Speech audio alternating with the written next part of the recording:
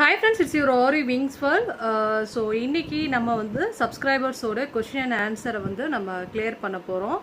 அதில் பிகினர் லெவலில் இருக்கிறவங்க ஃபஸ்ட்டு கேட்கக்கூடிய கொஸ்டின் என்ன அப்படின்னு வந்து பார்த்தீங்கன்னா, மேம் ஆரி ஒர்க் கற்றுக்கிறது ரொம்ப கஷ்டமா இல்லை வந்து ஈஸியா அப்படின்னு வந்து கொஸ்டின் கேட்டிருந்தாங்க.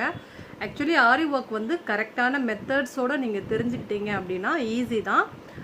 என்னை பொறுத்த வரைக்கும் அந்த பிகினர் செயின் ஸ்டிச் கற்றுக்கிறது மட்டும்தான் வந்து கொஞ்சம் டிஃபிகல்ட். ஸோ அதை நீங்கள் கரெக்டாக வந்து பிக்கப் பண்ணி கற்றுக்கிட்டீங்க அப்படின்னா உங்களால் நெக்ஸ்ட் ஸ்டெப் வந்து ஈஸியாகவே வந்து மூவ் ஆக முடியும். அதுக்கு நீங்கள் அந்த பேசிக் செயின் ஸ்டிச் வந்து ஓரளவுக்கு நீங்கள் கரெக்டாக பிடிச்சிட்டாவே போதும். நெக்ஸ்ட்டு வந்து உங்களால் வந்து போக முடியும். சரிங்களா?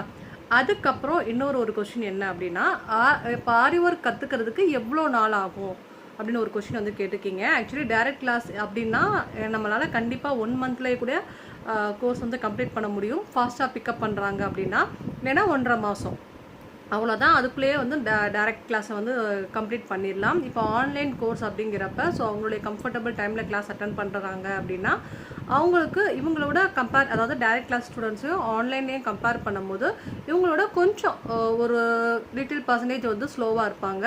ஸோ இப்போ இவங்க 1 மாதம் கம்ப்ளீட் பண்ணுறாங்கன்னா அவங்க 1.5 மாதம், இப்போ இவங்க 1.5 மாதம் கம்ப்ளீட் பண்ணுறாங்க அப்படின்னா அவங்க வந்து ஒரு 2 மாதம்.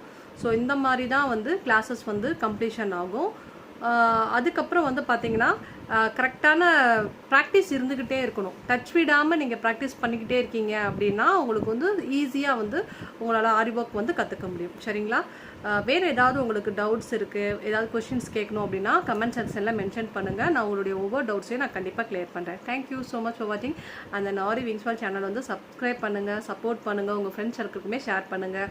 இப்போ ஃபன் என்டர்டெயின்மெண்ட்டுமே வந்து கொஞ்சம் போட ஆரம்பிச்சிருக்கேன்.